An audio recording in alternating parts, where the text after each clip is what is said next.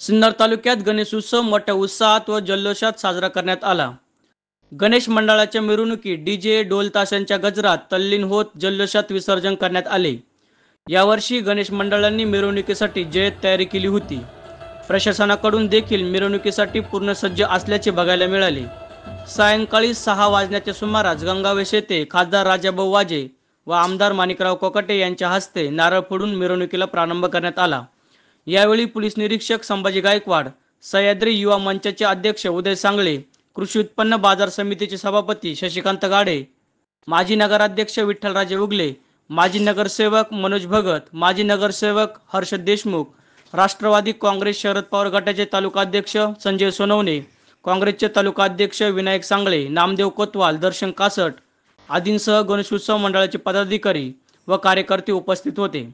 गंगावेस येथून सुरू झालेल्या मिरवणुका पुढे लाल चौक, शिंपी गल्ली, गणेश पेठ, छत्रपती शिवाजी महाराज चौक, वावीएस पर्यंत नेण्यात आल्या। जवळपास 6 तास चाललेल्या या मिरवणुका त्यानंतर मंडळांनी निश्चित केलेल्या ठिकाणांकडे मार्गस्थ झाल्या।